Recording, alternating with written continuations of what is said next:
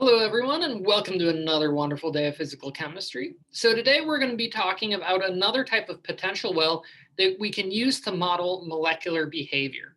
Specifically, we're going to be trying to use the harmonic oscillator to model molecular vibrations. So previously, we've assumed that all of our wells have nice straight sides, making a square well, where the potential may be infinite or it may be finite.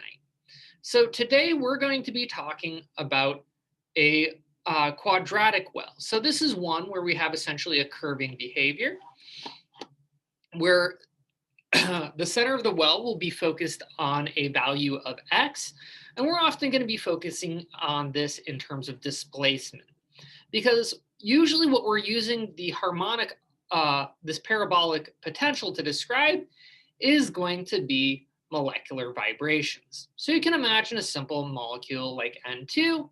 What we're going to do is essentially, because we can set any reference we want, we're going to essentially set this nitrogen atom as being fixed. So what this means is that we're going to find that the other nitrogen atom can move in other directions. It can rotate, and the whole molecule can move back and forth. But what we're going to focus in on is the vibration mode. So this is where this nitrogen atom stays constant, and this one moves back and forth. And we're going to essentially treat its resting position as a x value of 0. And what we're going to find is that as the nitrogen atom moves closer, so these two nitrogen atoms come closer together, we're going to see an increase in potential. And if it moves further away, we're going to see an increase in potential. So this means the most favorable position is right where it's at. But this doesn't mean that the object is ever going to stay still, because it turns out atoms can't. They're waves. They don't sit still. That's not in their nature.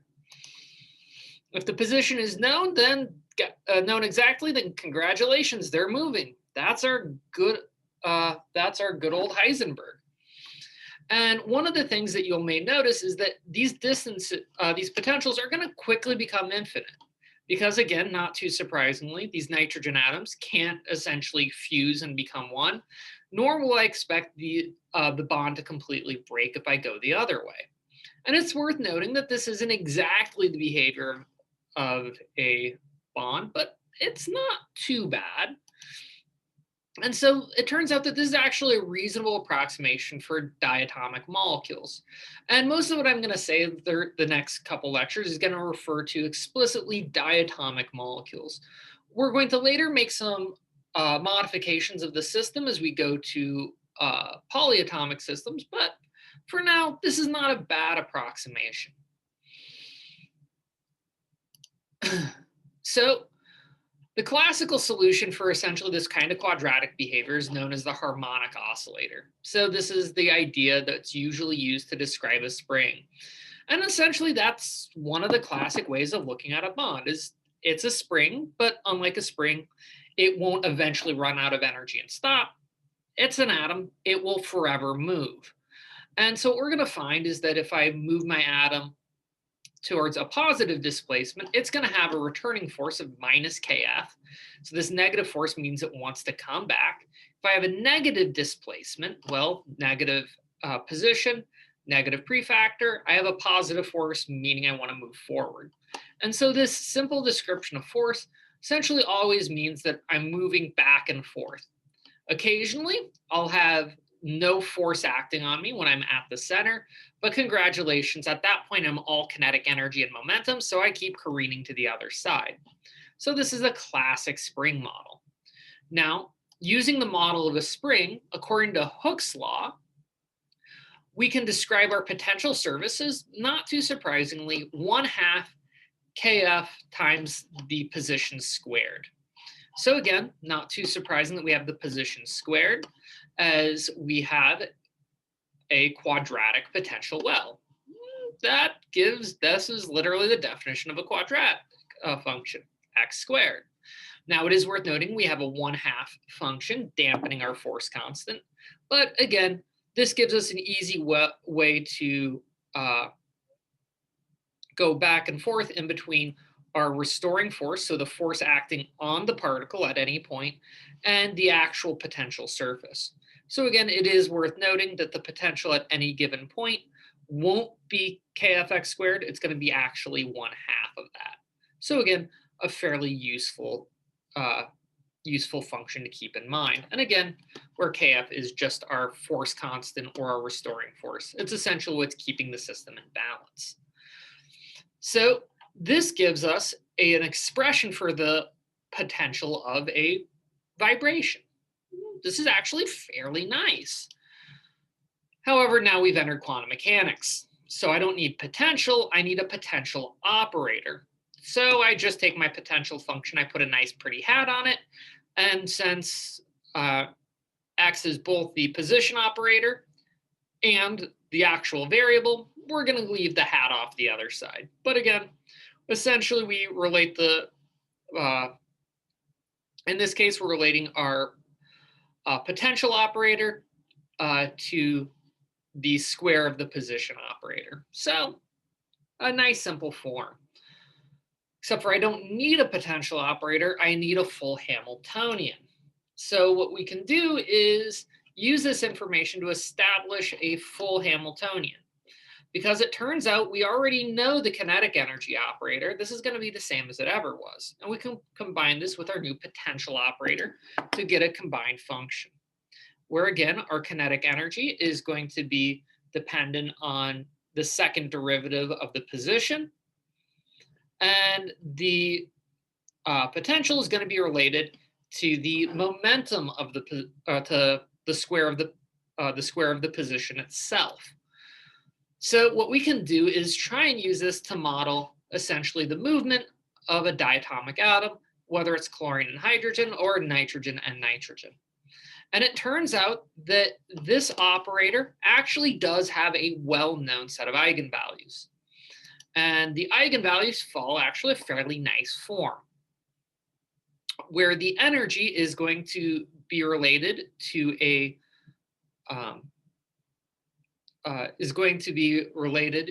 quantum number v.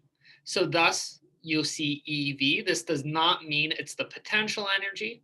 Sorry for that, any confusion that may cause. It's instead the energy of the V state. So we have the quantum number V plus 1/2 times our good old friend H bar times omega. Okay, what's omega? So it turns out omega is what we call the vibrational frequency. So you can think of this as how fast the particle is moving back and forth. So that's actually kind of a nice feature. However, we often like having a more numerical valuation. So it's possible to get the vibrational frequency if you know the force constant and the reduced mass, where the vibrational frequency can be given as the square root of the force constant over the reduced mass. Now, for those of you without a lot of physics, you may say, what the heck is a reduced mass? Unfortunately, we're going to see a lot of equations like this where it's variables with inside variables. I apologize. So a way to think about the reduced mass is we're treating the system as essentially one atom vibrating while the other one stays constant. But then the question is, which mass do I use? Well, it isn't exactly the mass of the vibrating atom, because maybe in HCl, yeah, the chlorine being rather heavier is going to stay put. But in the nitrogen atom, well, if this one moves back and forth, this one's going to move correspondingly.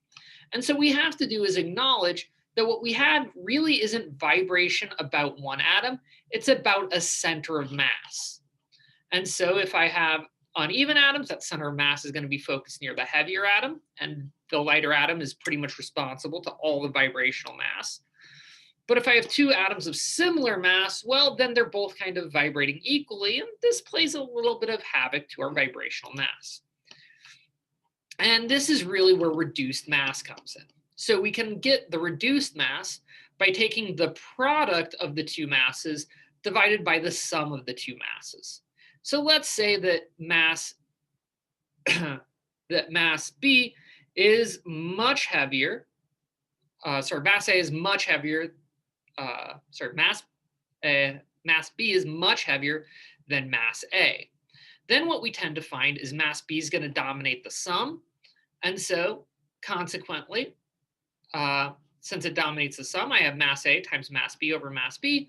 The reduced mass is just the lighter mass. If the atoms are the exact same weight, well, I'd have the square of mass A over twice mass A. So it would literally be the half of the mass of each individual atom. And again, we'll have a chance to practice with these a little bit later. But kind of to get an idea of what the reduced mass itself will be, is it will vary somewhere in between the mass of the lighter atom and half of the mass of the heavier atom. So it will be somewhere in between the two. Now, so this gives us a general set of functions for our energy, for the energy of the system. Now, one of the things that this has some interesting consequences is when we start to apply it to our actual energy levels. So the first question is, what values of V are allowable? Now, it turns out that unlike the particle in a box, it's actually possible for a vibrational quantum number to have a value of 0. So this is going to be our lowest possible value. And then we can have integer values above V. So we can start with V equals 0 and then work our way up. So this gives us an important property called a 0-point energy. Because as I said previously, atoms have to always be in movement. This means that every molecule will have some extent of vibrational energy, even if it's in the lowest energy state.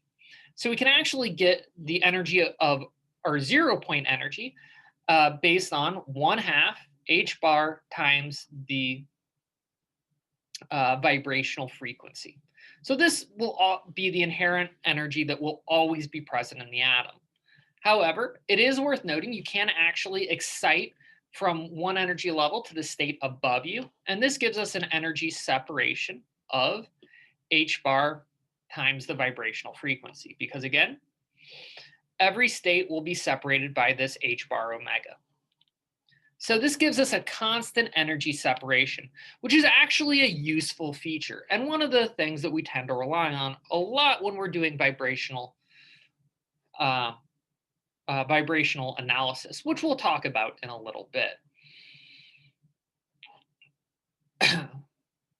So again, this is some big features you should focus in on the harmonic oscillator. We always have a 0-point energy, and every energy level has set gaps in the system, which it is worth noting is not something that we tended to find when we looked at a particle in a finite well.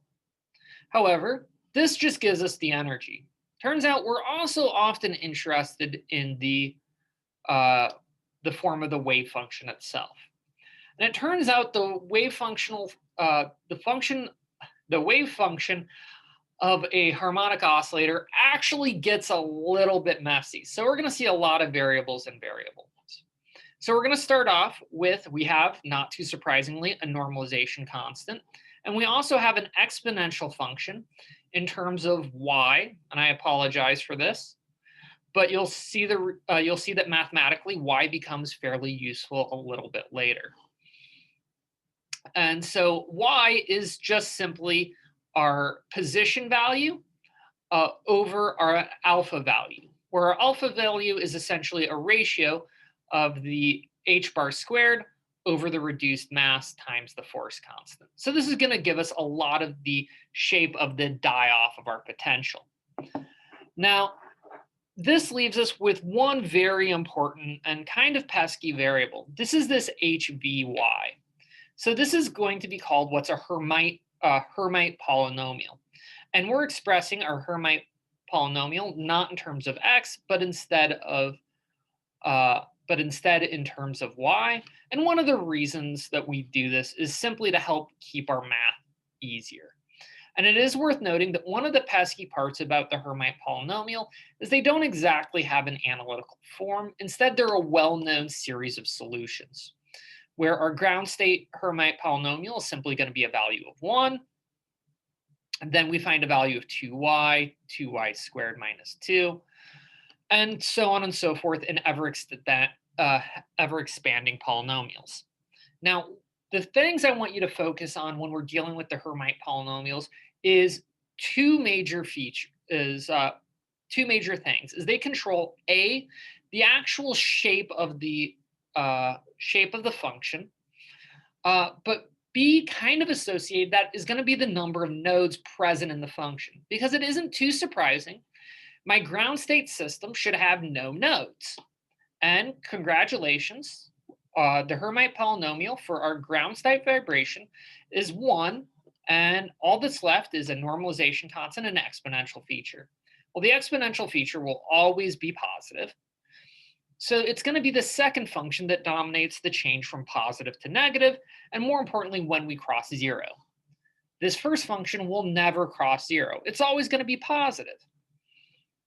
However, the second function with 2y is going to cross 0 exactly once, at 0. So in the middle of the well, we're going to go from a positive wave function to a negative wave function, which again makes sense, as this is going to help dominate the change in direction. Now, as I go to the next higher polynomial, I then go from no dependence on y, dependence on y, quadratic, then we go to cubic, quartic, quintic, and to a hextuple dependence, so a 6th order polynomial. So when we go to this 2nd order polynomial, we now have y squared, okay? This one normally will only cross 0 at 0, but we now have a subtraction value. And it turns out that this polynomial will actually will instead cross twice. And guess how many times the 3rd order polynomial crosses? Exactly 3 times, 4 times, 5 times, 6 times. And that's based on this combination of the order of the leading polynomial and then the subtractant feature. You can also notice certain patterns in that every time every expression, our dependence on y increases by 1. And then once we hit the 2nd order, we have a trailing feature that's 2 orders behind. So we have a second order dependence on y, and then a 0th order dependence on y, then 3rd and 1, then 4th and 2 and 0, and so on and so forth as we go down the series. And this leads to ever increasing crossings in the point. And because not everyone speaks in the world of mathematics, we can also examine these functions kind of visually. So our ground state system is simply a nice single bump, never quite goes to 0, asymptotically approaches it under long distances, and it is worth noting that we do see some tunneling into the potential wall because it is non-infinite at this point. And this essentially goes in between 2 classical turning points. So this is the point at which the energy of the system is equal to the potential energy of the system.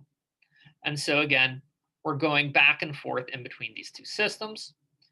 Once we have our first excited state, we now have 1 node, negative in the negative region, positive in the positive. When we go to the 2nd excited state, we cross now twice, positive, negative, positive, and so on and so forth. And it is worth noting that we do have slightly different amplitudes as we go through these equations.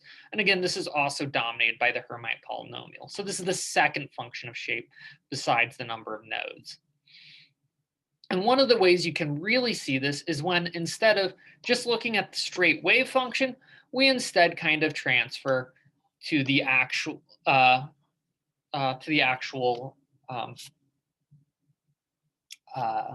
population probability density of the function. So we square the wave function. You find at the ground state, most of the time the particle is located in the center of the box. But as we increase the number of states, especially you'll notice once we get to about the 5th excited state, we tend to see an increasing amount of probability density near the edges. And one of the ways to think about this is that as my as I give my system more and more energy, it's able to essentially move over a wider range, but this also means that it's moving much faster. And you can kind of think like a swimmer in a pool, that what ends up happening is you end up spending the faster you go, you're spending proportionally much more time at the walls because you have to slow down to do the flip, and then you can speed up, and then you slow down to do the flip, and then you speed up. So this isn't too noticeable when you're a slow swimmer, but as you go faster and faster, you're spending proportionally much more time at the walls than you are at any given point in between. And that's kind of what's happening when I'm oscillating. Now, one of the things we can then do is try and use these harmonic oscillators to determine some basic properties of our system. So the first thing we need to do is make note that even for my ground state system, I don't have a complete wave function. So I still have this normalization constant I have to deal with. I have most of the rest of the equation done with, but I still need to normalize the system. So we can do our classic strategy to normalize the system. I'm going to take the integral over all space and then set it equal to 1. So when we do this, I now have the normalization constant for the first state. And again, otherwise the system is fairly nice and easy. I go ahead and combine features. My constants are constants, so they come out front. And then the exponential should combine fairly nicely. Add the two exponents, and I'm reduced to e to the minus x squared over alpha squared. Now, this one ends up forming what's called a Gaussian function. So to solve a Gaussian function, you're pretty much going to need an integral table. However, it is worth noting one pesky feature of a Gaussian function is that they only have analytical solutions when you go from 0 to infinity, or consequently from negative infinity to infinity. However, under these circumstances, their solutions are fairly simple, and you can look them up in an integral table, which you will most definitely need. So the solution for this specific integral is going to be our normalization constant squared times the square root of pi times alpha squared, which, let's go ahead and distribute that square root. It's simply going to be normalization constant squared times alpha times square root of pi. Now, we have to think about what we were doing, and oh yes, we were trying to solve for a normalization constant. So we can rearrange the equation and get the square root of 1 over alpha square root of pi. And then you can go ahead and try and feel free to play around with the system. So this gives us a value of the reduced mass times the force constant over h bar squared, all to the 1/4, then to the 1/2. So you can kind of distribute that, and that would be essentially this inner term to the 1/8, and then pi to the 1/4. And feel free to play around with as you wish. There's a couple ways you can simplify this expression, but not too much. And it is worth noting, this is the normalization constant for the first ground state. It gets a little messier from there on out. However, there is an actual general solution no matter what V you're dealing with. So it is worth noting that we're always going to have square root of alpha times 1/4 pi. But we introduced two other special terms. We have 2 to the v, or again, v is our quantum number, and v factorial, all to the 1 over square root. So again, not exactly the prettiest equation we've dealt with, but as you may encounter as we move forward in quantum mechanics, we'll take any analytical solution when we can find it. So this is essentially our simple approach to the harmonic oscillator. We now have a wave function, we now have an energy, we now have a Hamiltonian. However, we'd like to know a little bit more about the system. So next time, let's bust out our operators and do some derivatives. Till then, take care.